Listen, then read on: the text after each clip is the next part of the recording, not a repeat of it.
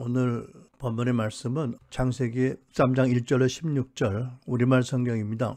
아브라함은 자기 아내와 모든 소유물을 갖고 에집트를 떠나 네겝으로 올라갔습니다. 롯도 아브라함과 함께 했습니다. 아브라함에게는 가축과 은과 금이 아주 많았습니다. 그는 네겝을 떠나서 계속 여행을 해 베델에 이르러 자신이 전에 장막을 쳤던 베델과 아이 사이의 장소에 도착했습니다. 그곳은 그가 전에 처음으로 제단을 쌓았던 곳이었습니다. 거기서 아브라함은 여호와 이름을 불렀습니다.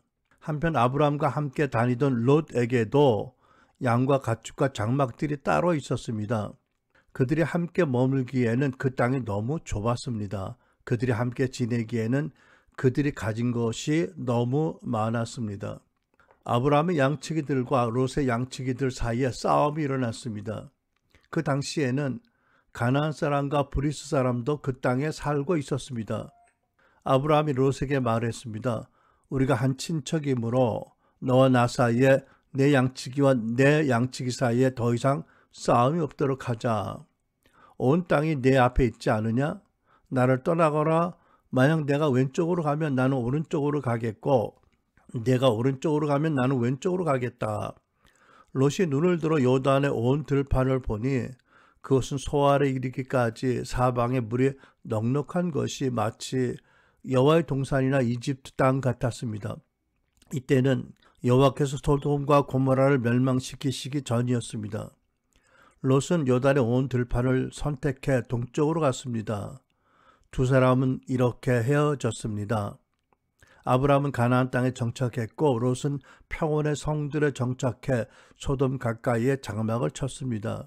그런데 소돔 사람들은 여호와 앞에서 아주 악한 죄를 짓고 있었습니다. 롯이 아브라함을 떠난 후에 여호와께서 아브라함에게 말씀하셨습니다. 내가 있는 곳에서 눈을 들어 동서남북을 바라보라. 내가 보는 이 온 땅을 내가 너와 네 자손에게 영원히 주겠다. 그리고 내가 네 자손을 땅의 먼지같이 되게 하겠다. 먼지를 셀 수 있는 사람이 있다면 내 자손도 셀 수 있을 것이다. 오늘은 믿는 모든 자의 조상 아브라함의 믿음의 면모를 살펴보는 두 번째 시간입니다. 전 시간에 아브라함은 보이지 않는 하나님의 말씀을 듣고 그 음성에 의존해서 그때까지 자기가 의지했던 모든 것을 떠난 믿음의 본을 보인 분이지요. 창세기 11장에 보면 아브라함 나이 75세 때에 본토 친척 아비 집을 떠나서 장차, 지금은 내가 알지 못하지만 장차 내가 너에게 지시할 곳으로 떠나라는 하나님의 명령을 받고 순종했습니다. 그래서 11장 8절은 믿음으로 아브라함은 부르심을 받았을 때 순종해 장차 유업으로 받을 곳으로 나아갔습니다. 그런데 그는 어디로 가는지 알지 못하고 나아갔습니다. 참 놀라운 믿음의 고백적인 순종입니다. 그죠? 물론 아브라함의 아버지가 살아계시는 동안에는 하나님께서 아브라함에게 이렇게 방향지시적인 구체적인 말씀을 주신 적이 없었을 거예요. 그러니까 그 음성에 순종하는데 여러 가지 모호성도 있고 또 그 당시 가족을 데리고 먼 길을 떠나는 이주 여행의 고난과 위험성이 큼에도 불구하고 가족을 끌고 온 가족을 끌고 이주의 길을 떠납니다. 오늘날도 하나님께서 때로 당신을 따르는 예수님의 제자들에게 너는 너의 본토 친척 아비 집을 떠나서 내가 너에게 지시할 땅으로 가라는 의미의 명령을 주실 때가 많습니다. 익숙하고 안전하고 예측이 가능한 환경, 의지할 수 있는 친구, 친척들 중에서 빼어내어서 따로 세우십니다. 왜? 오직 나만을 의지하라. 오직 나를 믿고 따르는 삶을 살아라고 부르시는 거지요. 로마서 8장 14절 무릇 하나님의 영 성령으로 인도함받는 그들이 곧 하나님의 아들이라. 그러니까 여러분 크리스찬의 신앙의 특질은 성령 하나님의 음성을 듣고 인도함을 받아서 따르는 믿음의 삶이 특질이라고 말할 수 있겠습니다. 사도 바울이 고린도서에 이런 고백을 기록했습니다. 고린도서 1장 8절 9절입니다. 형제들이여, 우리가 아시아에서 당한 환난에 대해 여러분이 알지 못하기를 원치 않습니다. 우리는 심에 지나도록 심한 고난을 받아 살 소망까지 끊어질 지경이 됐습니다. 우리는 마음의 사형 선고를 내려야 했습니다. 여기까지 보면 아시아에서 엄청난 환난을 한 번도 아니고 여러 번 당했다는 것을 알게 됩니다. 얼마나 환난이 심했냐면, 극심했냐면 살 소망까지 포기할 정도였다는 거지요. 그러니까 마음의 사형 선고를 내려야 했다. 아, 이게 끝이구나. 여기까지구나. 이렇게 포기할 정도였다는 거지요. 그런데 이어서 이렇게 씁니다. 그렇게 된 것은 우리 자신을 의지하지 않고 죽은 사람들을 살리시는 하나님만 의지하도록 하기 위함이었습니다. 와, 이거 엄청난 해석이고 엄청난 고백입니다. 삶을 포기하고 이것이 끝이 아닌가라고 여러 번 체념할 수밖에 없는 상황을 지나게 하시는데, 돌이켜보니까 그런 경험을 하게 하신 하나님의 의도는 분명했다. 뭐냐면 너 자신을 의지하지 말고 오직 나만 의지해라 라는 교훈을 뼛속 깊이 새겨주기 위해서 이런 일을 경험하게 하셨다는 거예요. 아, 여러분, 이거는 받고 싶지 않은 은혜죠, 그죠? 이 정도까지는 하나님이 우리를 다뤄주시지 않기를 바라는데, 뭐 우리 마음대로 되나요? 우리 마음대로 되는 것 아니고, 또 하나님께서 우리를 미워하셔서 또는 손이 짧아서 그러신 것 아니고, 결국은 우리로 하여금 당신을 진정으로 믿도록, 그래서 증인되도록 부르시기 위해서 하신 것이니까, 뭐 질그릇이 토기장에게 뭐라고 하겠습니까? 주의 뜻은 모든 게 다 선하오니 선한 대로 하시옵소서, 뭐 이렇게 할 수밖에 없죠, 그죠?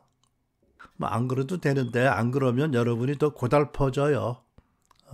그러니까 좋게 말씀하실 때 들으셔야 돼요, 그죠? 어려운 방도로 레슨을 받는 거는 참 더 어려운 일입니다. 힘든 일입니다. 아무튼 여러분, 거듭난 크리스찬의 삶의 특징 중에 하나가 뭐냐면 보이지 않는 성령님의 음성을 듣고, 물론 기록된 말씀과 여러 가지 방법으로 컨펌을 해야 되지만, 분별을 해야 되지만 하나님의 인도하심과 다스림을 따라야 된다는 거지요. 종교적이 아닌 진정한 크리스찬의 삶을 살려고 한다면 이런 것을 믿고 이런 일에 대해서 마음을 열려져야 된다. 또 인도하심을 따라야 된다는 교훈을 받습니다. 두 번째입니다. 아브라함은 그 마음이 믿음으로 인해서 넉넉한 여유가 있었고 통찰력을 가진 사람이었습니다. 창세기 13장 5절로 12절 보면 이런 말씀이 기록되어 있습니다. 아브라함과 함께 다니는 롯에게도 양떼와 소떼와 장막이 따로 있었습니다. 그러나 그 땅은 그들이 함께 머물기 너무 좁았습니다. 그들은 재산이 너무 많아서 그 땅에 함께 머물 수가 없었습니다. 아브라함이 집짐승을 치는 목자들과 롯의 집짐승을 치는 목자들 사이에 다툼이 일어나곤 하였습니다. 그때 그 땅에는 가나안 사람들과 브리스 사람들도 살고 있었습니다. 아브라함이 롯에게 말했습니다. 너와 나 사이에, 그리고 너의 목자들과 나의 목자들 사이에 어떠한 다툼도 있어서는 안 된다. 우리는 한 핏줄이 아니냐? 내가 보는 앞에 땅이 얼마든지 있으니 따로 떨어져 살자. 내가 왼쪽으로 가면 나는 오른쪽으로 가고 네가 오른쪽으로 가면 나는 왼쪽으로 가겠다. 롯이 멀리서 바라보니 요단 온 들판이 소알에 이르기까지 물이 넉넉한 것이 마치 뒤에 동상과도 같고 이집트 땅과도 같았습니다. 아직 주님께서 소돔과 고모라를 멸망시키시기 전이었습니다. 롯은 요단의 온 들판을 가지기로 하고 동쪽으로 떠났습니다. 그렇게 해서 두 사람은 따로 떨어져서 살게 되었습니다. 표준 세번역입니다. 이 두 가족이 함께 새로 옮겨간 곳에 불행하게도 두 집안의 목자들끼리 싸움이 많이 있었습니다. 잠깐 왜 그러는지 이유를 생각해 보면, 첫째는 그 두 가족이 함께 머물기에 땅이 좁았다는 겁니다. 너무 좁았습니다. 우리가 알기에 거의 모든 동물이 자기의 영역을 주장하는 습성이 있잖아요. 그러니까는 뭐 호랑이, 사자, 곰은 물론이고 심지어 집에서 기르는 고양이들에게도 영역주의 습성이 있다고 합니다. 농사를 짓는 분들은 서로 가까이 모여 사는 것이 여러모로 편리하고 안전하고 유익하지만 목축업을 하는 경우는 농사 짓는 경우 많이 다른 것입니다. 이제 목축업을 하는 두 집안이 다 가축들이 많고 먹자들이 많은데 좁은 지역에서 함께 지내다 보니까 본의 아니게 자꾸 일꾼들이 하인들이 싸우는 일이 많았던 것입니다. 물론 두 집안의 주인들이 자기 집안의 목자들을 불러놓고 야단치고 가르치고 교훈했겠지요. 뭐 그런데도 계속 싸우는 거예요. 거듭 싸우다 보니까 두 집 주인들의 마음도 상하고 괴롭게 된 것입니다. 구절을 보니까 아브라함이 롯에게 우리 따로 떨어져 살자라고 제안을 합니다. 물론 여러분 모든 사람 가운데 화평함을 구하는 것이 하나님 뜻이지만 사실 아무리 노력해도 어려운 경우에는 영원이 아니고 일시적이나마 우호적인 갈라섬도 우선적인 갈등 해결의 방도 중에 하나가 된 것을 봅니다. 그렇죠? 여러분 우리가 사도행전을 보면 바울과 바나바도 쉽지 않은 일인데 우리가 보기에 다투고 심히 다투고 헤어졌잖아요. 그죠? 하나님께서 아주 기뻐하신 일은 아니어도 뭐 허락하신 일이라고 믿어집니다. 아브람과 롯도 그죠? 만약 하나님이 원하지 않으셨으면 왜 그러냐? 둘이 화해하고 잘 살아라 이렇게 하셨을 텐데 그러면 또 순종했을 텐데 그죠? 노력했을 텐데 그러니까 여러분 하나님께서 말씀으로 금지하신 관계가 아니라면 자기들의 능력과 많이 노력해도 그 갈등과 다툼이 그래서 손실과 아픔이 크다면 서로 축복하고 우호적인 가운데 헤어지는 것도 나쁜 방안은 아닌 것 같이 보입니다. 두 번째 보면 게다가 좁은 지역에 원주민 가나안 사람과 브리스 사람이 살고 있었습니다. 7절 보니까 아브라함의 집짐승을 지키는 목자들과 롯의 집짐승을 지키는 목자들 사이에 다툼이 일어나곤 하였다. 그때 그 땅에는 가나안 사람들과 브리스 사람들도 살고 있었다. 아직 이 원주민들이 이주한 아브라함과 롯을 공격하거나 위협하진 않았더라도 새로 이주한 아브라함과 롯의 일가들은 늘 잠재적인 위협을 느꼈던 것 같아요. 그러니까 굉장히 불안정하고 또 날카로워지고 그래서 아마 더 싸우게 된 것 같습니다. 근데 여러분 하나님께서 한 지역에 사는 외국인들에 대해서 이렇게 말씀하신 것을 우리가 기억해야 됩니다. 레위기 33절 34절 외국 사람이 너희 땅에서 살 때 너희는 그들을 학대하지 말라. 너희 가운데 사는 외국 사람을 본토 사람처럼 대하여 하며 그를 내 몸처럼 사랑해야 한다. 이는 너희가 이집트에서 외국 사람으로 지냈기 때문이다. 나는 너희 하나님 여호와다. 우리말 성경입니다. 우리같이 외국에서 사는 이민자들에게 특별히 고맙게 느껴지는 물론 하나님 말씀이 다 고맙고 귀하지만 말씀이에요. 여러분 요즘 한국에 노동력이 부족해서 외국인 노동자들이 많이 들어왔는데 우리 한국의 사정은 어떤가요? 아브람과 롯이 헤어진 이 장면을 보면서 우리가 돌아보는데 우리들의 모습은 어떤지요? 여러분 직장에서 어떻습니까? 사역단체에서 뭐 가정에서는요. 교회에서는 어떻습니까?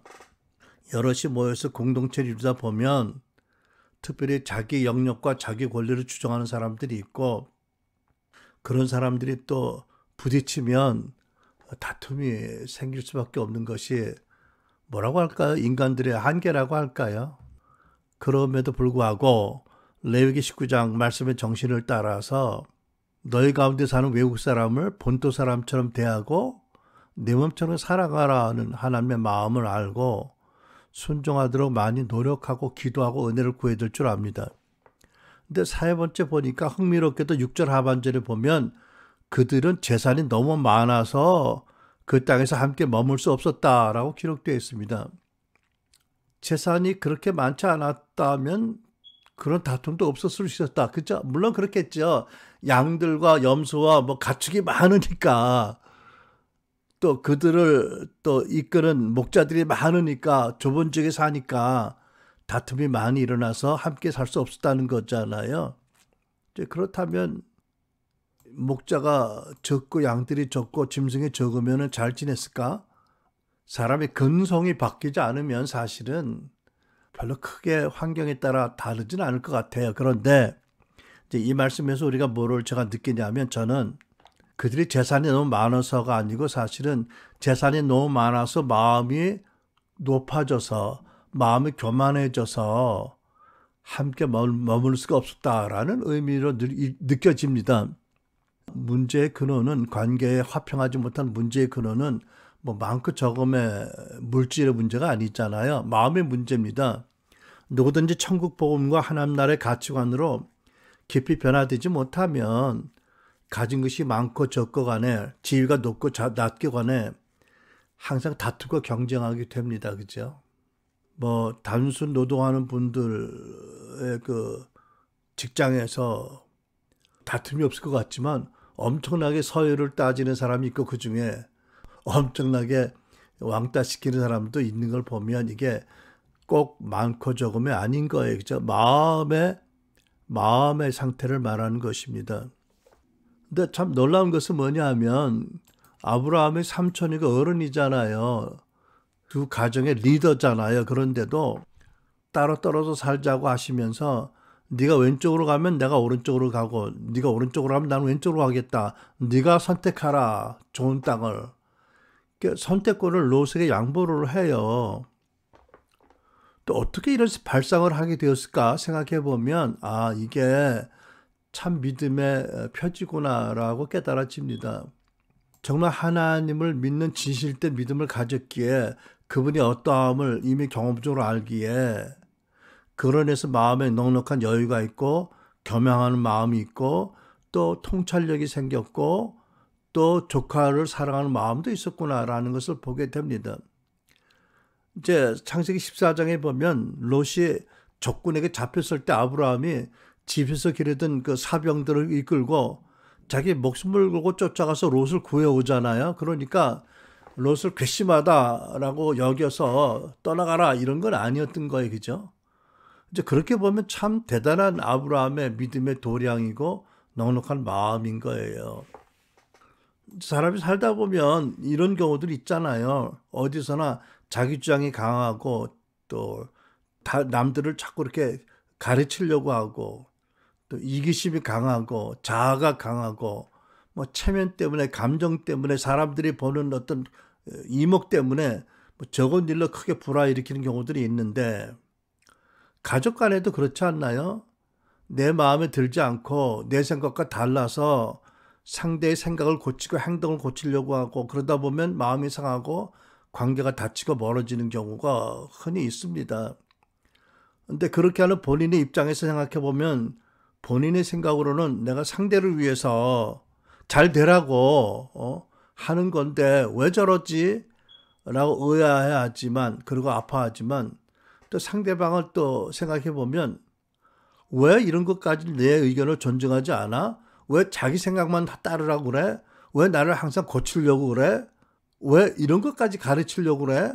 너무 잘난 척하는 거 아니야? 뭐 이런 생각을 하면서 마음을 닫고 상처받고 거절을 하는 경우가 적지 않습니다. 여러분, 자녀들을 기를 때도 이런 경우들이 있겠지요. 부부 간에도 있지요. 교회나 직장 선교단체도 없나요? 있을 겁니다. 이런 그 갈등의 해결 방안은 뭐지요? 근원적인 방안은 에베소 5장 말씀같이 모두가 성령으로 충만해지는 것입니다. 근데 이게 현실적으로 쉽지가 않아요. 그죠? 한 믿음의 가정이라도 남편이 성령 충만할 때 아내는 비교적 성령 충만하지 않을 때도 있고 아내가 성령 충만할 때 남편이 또 덜 성령 충만할 때도 있고 그죠? 직장에는 물론 안 믿는 상사도 있고 직원도 있고 동료 있으니까 이게 참 쉽지 않은데 그래도 나라도 성령 충만하면 훨씬 하나님 은혜 가운데 이 갈등을 많이 우리가 잘 해소할 수 있습니다. 근데 여러분 이제 가정의 경우 같으면 미성년자 자녀들에게는 세세하게 가르쳐주고 타일러주고 필요할 때 책망하는 것이 필요하지요.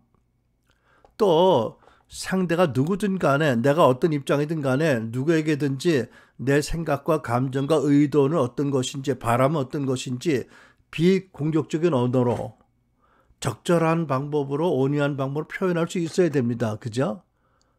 그렇게 자기를 표현해야 관계가 치유되고 회복될 가능성이 많아지는 것입니다. 그리고 상대방의 이해를 기다려줘야 되겠지요.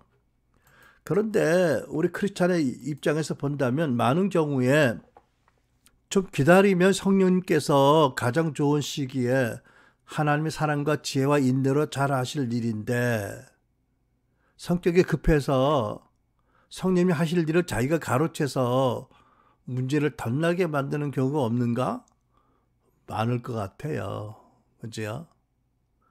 좀 답답하고 내가 참기에 좀 늦어지는 것이 답답하고 또 혹시 내 말을 안 들어서 고통당하는 것이 뻔히 보여서 안타깝지만 그래도 성령님 안에서 본인이 직접 경험하고 깨닫고 변화되도록 기다려주는 게 제일 좋을 텐데 이거를 되게 잘 못하는 것 같아요. 그죠? 그래서 그런 상황과 관계와 상대를 나를 기도하면서 하나님께 올려드리고 기다렸는데도 성령께서 상대방을 변화시키지 않으시면 나를 바꾸라고 하시는가 보다 깨닫고 내가 마음을 바꾸고 관점을 바꿔야 되지 않겠어요? 그죠? 여러분 우리 하나님께서는 자기를 찾는 자들, 믿고 의지하는 자들의 상을 주시는 분이고 또 우리의 억울한 원수를 친히 갚아주시는 분이고 무엇보다 로마서 8장 28절 모든 것을 합력해 선을 이루게 하시는 분이잖아요. 그러니까 본문을 보면 아브라함은 이런 하나님을 참 깊이 믿었던 것 같아요. 그죠? 그래서 하나님을 참으로 신뢰하는 믿음으로 말미암아 마음이 급하지 않고 너그럽고 온유하고 푸근한 마음 또 영적인 통찰력을 갖게 된 것을 보게 됩니다. 솔직히 이 설교를 준비하면서 내가 오랫동안 부부 생활하면서 많이 싸웠는데 부부간에 돌이켜보면 내가 너무 성격이 조급하고 너무 주관하는 기질이 강했고 또 지혜가 부족했고 믿음이 부족해서 많은 것을 잃고 상처를 줬다라고 깨달아집니다. 아브라함 나이 75세 때 하나님의 음성을 듣고 새로 옮겨갔는데 나는 이제 나이 75세 때 겨우 이걸 깨닫게 됩니다. 문제지요. 여러분 어때요? 마태복음 5장 5절 온유한 자가 복이 나니 저희가 땅을 기업으로 받을 것이며 라고 말씀합니다. 이렇게 아브라함이 양보했지만 하나님께서 훗날 아브라함에게 그 땅을 다 주셨어요. 롯에게 양보한 땅을 포함해 다 주셨습니다. 그러니까 아브라함은 사람의 우선적인 선택, 사람의 안목, 지혜보다도 하나님의 축복이, 하나님의 인도하심을 따르는 축복이 너무 절대적이다라는 것을 아는 통찰력이 있었던 것 같습니다. 히브리서 12장 16절 17절 보면 영적인 것보다 세상적인 것을 먼저 추구하는 것이 망령된 행실이다라고 말씀합니다. 음식 한 그릇에 장자권을 팔아넘긴 에사와 같이 속된 사람이 생기지 않도록 주의하십시오. 여러분이 아는 대로 에서는 그들의 축복을 상속받기를 원하였으나 거절당하였습니다. 눈물까지 흘리면서 구하였건만 회개할 기회를 얻지 못하였습니다. 아주 오래전에 소망교회 곽신희 목사님 설교 중에 이런 간증을 하신 것을 들었습니다. 기억이 나는데 어느 날 수요 예배 때 예배를 마치고 축도를 했는데 부목사 한 분이 쪽지를 갖다 주더래요. 그 봤더니 나 간증할 수 있는 시간을 주실 수 있으십니까? 라고 영어로 쓴 쪽지가 왔더래. 그러니까 예배 중에 미국분 한 사람이 저 예배 들어와서 저 끝에 앉아 있었는데 그분이 보낸 쪽지였던 거예요. 감동이 있어서 올라오시라고 그래서 올라왔는데 이분이 나중에 알고 보니까 그 당시 미국 실업인 크리스찬 실업인 협회 회장이었어요. 회장님이었는데 한국에 출장 왔다가 이제 소망교회 예배 참석하고 간증을 할 기회를 얻은 거예요. 그분이 첫 마디가 이렇더래요. 저는 부자입니다. 어느 정도 부자냐면 자가용이 7대입니다. 그러니까 자가용 자동차가 아니라 자가용 비행기가 7대래요. 근데 이분이 이제 간증을 줄여보면 너무 가난한 집안에 태어나서 가난해서 중학교 때 중퇴를 하고 중학교 졸업을 못하고 인쇄소에 직공으로 취직을 해가지고 어렵게 살았는데 하나님 믿는 믿음 가운데 기도하면서 하나님 축복하셔서 결국은 엄청난 그런 재벌급 그 갑부가 됐다는 거예요. 어느 날은 자기 사무실에 앉았는데 전화가 급하게 울렸더래요. 받으니까 회장님 큰일 났습니다. 공장에 많았지만 공장에 큰 불이 났습니다. 그랬더니 그러고 뭐 놀라서 보고를 하는데 회장님이 그랬대요. 껄껄 웃으면서 너무 놀라지 말게 아침에 내가 그 공장 위해서 기도했으니까 다 합력해서 잘 될 거니까 너무 놀라지 말게 하고 끊었대요. 야, 참. 이 정도 이분 같으면 믿음의 조상 아브라함의 후에 나온 믿음의 소유자 같아. 그죠? 참 하나님 은혜로 이런 믿음, 이런 믿음의 여유, 정말 하나님을 신뢰하는 그 믿음의 안정됨, 마음의 안정됨, 이런 사람이 되기를 기도합니다. 여러분도 저도 이렇게 정말 살아계신 하나님의 다스리심, 보호하심, 축복하심, 합력의 선을 이루심을 믿는 믿음으로 남들에게 더 너그럽고 또 마음의 여유와 사랑이 푸근한 성도들이 되길 바랍니다. 아멘. 세 번째, 아브라함은 율법 제정 이전에 하나님을 공경하는 믿음으로 11절을 드렸습니다. 창세기 14장 17절로 20절. 아브라함이 그들라 오멜과 그와 동맹을 맺은 왕들을 처부수고 돌아온 뒤에 소돔 왕이 아브라함을 맞아서 사회 벌판 곧 왕의 벌판으로 나왔다. 그때 살렘 왕 멜기세덱은 빵과 포도주를 가지고 나왔다. 그는 가장 높으신 하나님의 제사장이다. 그는 아브라함에게 복을 빌어주었다. 천지의 주제 가장 높으신 하나님 아브라함에게 복을 내려주십시오. 아브라함은 들으시오. 그대는 원수들을 그대의 손에 넘겨주신 가장 높으신 하나님을 찬양하시오. 아브라함은 가지고 있던 모든 것에서 열의 하나를 멜기세덱에게 주었다. 표준 세번역입니다. 참 멜기세덱에 대해서는 히브리서도 말씀이 있지만 너무 이해하기 어려운 인물입니다만 아무튼 요점은 아브라함이 멜기세덱의 그 말씀을 듣고 그렇다. 이 전쟁에서 승리를 주신 분이 하나님이시다. 하나님 나를 승리하게 하시다라고 믿고 11절을 드렸는데 그때가 모세를 통해서 율법 제정 이전에 11조에 대한 말씀을 선포하시기 훨씬 이전에 11절을 들었다는 거지요.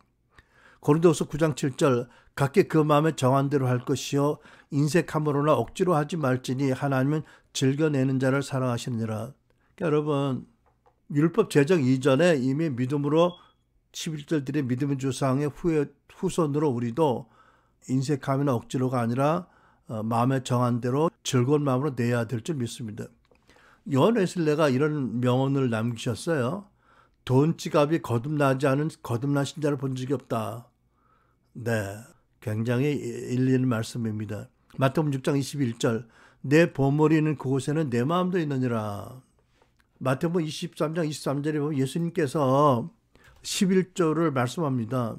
화에 있을진저 외식하는 서기관과 바리새인이여 너희가 박하와 회향과 근체 11조는 들이되 율법이 더 중요한 바 의와 인과 신은 버렸도다.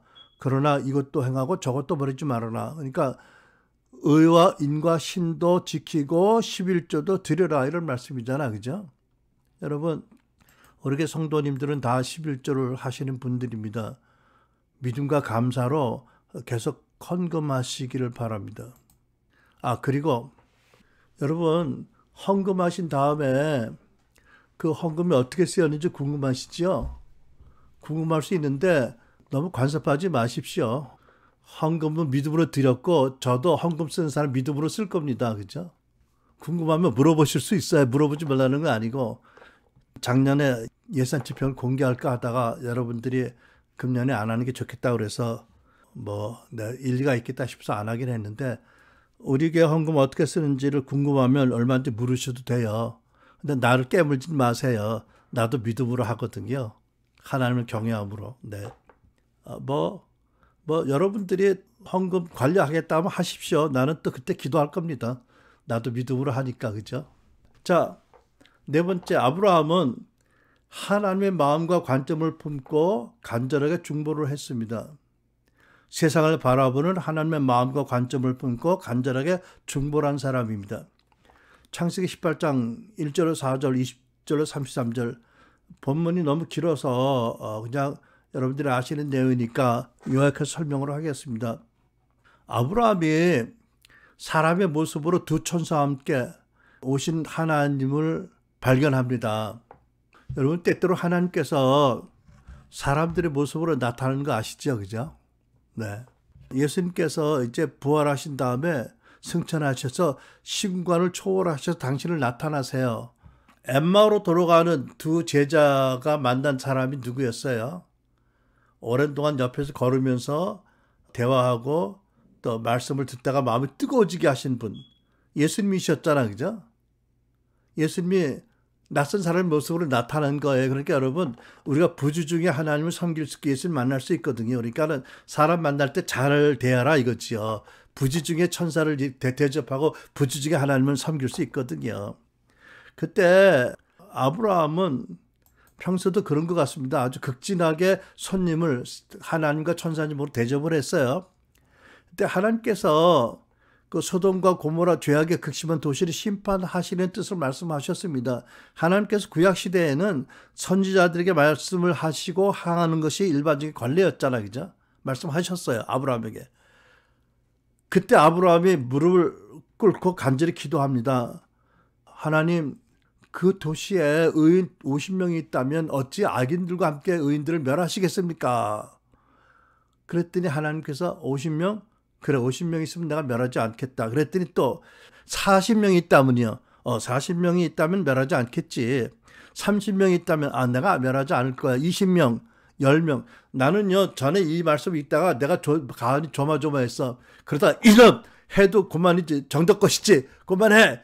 그럴까 봐. 그랬는데 여러분, 10명까지 50명에서 내려가는 거예요. 그죠? 아슬아슬하게 기도해요. 제가 이 부분을 읽으면서 생각난 친구의 편지가 있습니다. 제가 우리 친구들하고 회사를 시작을 해서 나중에는 뭐 대한민국 1000대 기업에 들어간 정도의 회사가 커진 회사에 이제 전무로 있던 친구인데, 제가 그 회사 상무로 있다가 헌신해서 토론토에서 공부할 때 이 친구가 편지를 보냈더라고요.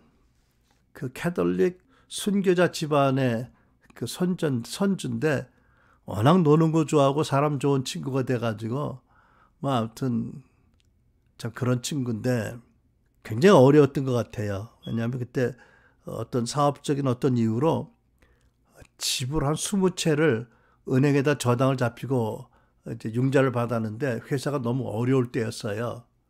그러니까 보통 일이 아니에요. 자기 집을 저당 잡히고 회사가 망해서 집을 뺏기는 것도 너무 안타까운 일이지만 친척, 친구 다 20채 집을 저당을 잡혔는데 회사가 계속 부도 위기에 시달리니까 이 신앙생활 별로 안 하던 친구가 그때 새벽 기도를 열심히 다닌 거예요. 죽겠다고 이제 다닌 거죠. 그랬더니 편지를 보냈는데 이렇게 쓰더라고. 성대야, 내가 오늘 새벽 기도에 갔다가 거기서 사랑을 보았다. 이렇게 써왔어요. 내가 무슨 소린가 했어. 그랬더니 이런 거예요. 지금은 저 잘 벌어서 잘 쓰고 떵떵거리고 살겠다고 사업하다가 친구 어머니 친척집 20채 집을 저당 잡히고 지금 회사가 망할 것 같아서 20가정이 집에 쫓겨날 것 같아서 정말 마음끝이 타서 새벽 기도 나가 있는데 가서 보니까 많은 어머니들이 그 차가운 콘크리트 바닥에 무릎 꿇고 1시간씩 기도하는 어머니들이 있더라는 거죠. 할머니들이. 그러니까 제가 생각해 보니까 저분들이 뭐 은행에 저당 잡혀서 저렇게 기도하는 것 같지 않고 앞만 봐도 자식들을 위해서 기도하는 것 같다는 거예요. 제가 보기에. 그리고 자식 사랑은 알지만 저렇게 차가운 콘크리트 바닥에서 무릎 꿇고 기도하는 모습이야말로 사랑이 아닌가. 뭐 꽤 도통한 놈같이 편지를 써왔어. 성대야, 오늘 내가 성당에 갔다가 거기서 사랑을 봤다고요. 내가 속으로 네가 어려우니까 철이 드는구나, 믿음이 들겠구나 그랬는데 여러분, 아브라함이 정말 끈질기게 간절히 기도합니다. 정말 심각하게 타락하고 하나님을 너무 근심시켜드린, 하나님을 진노케 하는 사람들인데도 계속 응답의 조건을 바꿔가면서 기도하잖아요. 그걸 보면서 저는 아브라함이 과연 믿는 모든 신자의 조상답게 하나님의 마음을 아는 사람이구나. 하나님은 물론 죄를 관용할 수 없는 분이기 때문에 경고하고 경봉하고 때로는 역사의 어떤 죄의 그 심판에 대한 경고로 심판하시긴 하지만, 그럼에도 불구하고 인생들은 참으로 불쌍히 여기는 마음이 그 안에 동시에 불타는 분 아니겠어요, 그죠? 여러분, 우리가 중보 기도할 때 예수님의 가르치심을 따라서 먼저 우리 눈에도 들보가 없는지 돌이켜보고 기도하라고 하신 것처럼, 우리가 중보 기도할 때, 동일시회계 기도할 때 정말 진실한 마음으로 그런 사람들을 판단하고 정죄하는 마음으로 아니라 정말 저들을 향한 안타까운 마음을 가지고 기도하는 것이 하나님을 기쁘시 하는 기도라고 믿습니다. 여러분, 아브라함은 아마 이것을 잊지 않았을 거예요. 자기 자신이 하란에 살았을 때, 우상의 도시에 살았을 때, 이방인으로 살았을 때 하나님께 나를 찾아오지 않으시더라면, 나를 불러서 인도하지 않으시더라면 나도 소돔 고모라 사람과 다름이 하나도 없는 존재다. 막 깊이 알았기 때문에 이런 마음으로 기도했다고 믿습니다. 여러분, 예수 믿고 축복받고 은혜받고 능력받고 은사받고 20, 30년 지나면 잊어버리기 쉬운데, 여러분과 나도 다 아버지 집을 떠났던 탕자였어요. 그죠? 우리 자격으로 구원받은 게 하나도 아니에요. 십자가로 나타난 엄청난 하나님의 사랑으로, 성령의 그 놀라우신 방문하심으로 구원받았어요. 뿐만 아니라 우리가 집에 들어온 탕자가, 예수님의 비유의 탕자는 아버지 집에 돌아와서는 다신 집을 안 나갔을 것 같은데, 우리는 마음으로, 몸으로는 몰라도 수십 번 또 나갔다 들어왔다 한 탕자 아니에요. 제가 미국에 살 때 어떤 분이 이렇게 설교하는 설교를 들었습니다. 3,000명 모이는 대형교 목사님인데 이러시더라고. 제가 3,000명 교회 목회하는 게 전적인 하나님의 은혜입니다. 아멘이지요. 제 능력으로 하라면 300명 목회 정도는 할 텐데 이거는 정말 하나님의 은혜입니다. 이렇게 설교하시더라고요. 설교 때 얘기하시더라고요. 누가 들으면 겸손하다는 말로 들을지 몰라도 나한테 그렇게 안 들리더라고요. 300명 목회는 자기 능력으로 할 수 있다고? 3명 목회도 자기 능력으로 못할걸? 저는 그렇게 생각했습니다. 여러분 어떻게 생각하세요? 사도 바울이 이렇게 고백합니다. 지금의 나이 나된 것은 오직 하나님의 은혜라고요. 고린도전서 15장 10절. 오늘날 내가 나이 된 것은 하나님의 은혜로 된 것입니다. 내게 주신 그분의 은혜가 헛되지 않아 내가 어느 사도보다 많이 수고했습니다. 그러나 이것은 내가 한 것이 아니요 오직 나와 함께 하신 하나님의 은혜로 한 것입니다. 내가 어떤 사도보다 많이 수고했지만 이것 자체가 감사할 일이고 이게 은혜로 되어진 것이다. 내가 한 일이 아니다. 이렇게 고백하잖아요. 그죠? 여러분 어떻게 생각하세요? 지금 여러분이 여러분 된 게 여러분의 능력입니까? 여러분이 잘해서입니까? 은혜입니까? 어떤 은혜입니까? 네, 오늘은 여기까지 하겠습니다. 정리해보면 아브라함은 서툴게 듣는 하나님 음성을 따라서 고향을 떠나는 믿음, 그 삼촌으로서 조카와의 관계에서 당연하게 여길 수 있는 권리 또는 자기의 판단의 능력, 눈앞에 보이는 유익보다도 하나님이 함께 하시고 인정해 주심을 더 중요함을 아는 믿음, 또 자기 마음을 괴롭게 한 조카로서에 대한 용서뿐만 아니라 온유한 마음으로 여전히 사랑하는 마음을 가진 것, 또 전쟁에서 이긴 것이 자기의 능력이 된 것이 아니라 오직 하나님의 은혜라는 그런 제사장의 말을 믿고 감사함으로 자원해서 11절 드리는 믿음, 그리고 극도로 타락해서 하나님의 진노와 심판을 받아 마땅한 소돔과 고모라 사람들 멸시하거나 정죄하지 않고 동의하지 마음으로 간절히 중보하는 그런 믿음, 사랑으로 역사하는 믿음, 이런 믿음으로 우리 모든 믿는 자의 조상다운 참 진실된 믿음의 소유자인 것을 우리에게 보여주고 있습니다. 그리고 그런 믿음의 축복이 어떤 것인지를 우리에게 잘 보여준 분입니다. 하나님께서는 우리가 모두 아브라함의 영적 자손으로서 그 아브라함의 축복을 기업으로 받을 뿐 아니라 그분의 믿음을 본받아서 우리도 믿음 가운데 성장하는 우리 하나님의 자녀들 되기를 원하신다고 믿습니다. 우리가 하나님의 크신 은혜를 늘 의지하고 겸손함으로 또 십자가로 나타난 사랑을 우리가 확신하면서 임마누엘 성령님의 인도를 따라 우리를 아브라함을 푯대 삼아서 우리가 아브라함의 푯대를 삼아서 또 믿음의 주 온전한 주님을 푯대 삼아서 계속 성장함으로 하나님을 기쁘시게 하는 저와 여러분 다 되기를 축원합니다. 아멘. 네.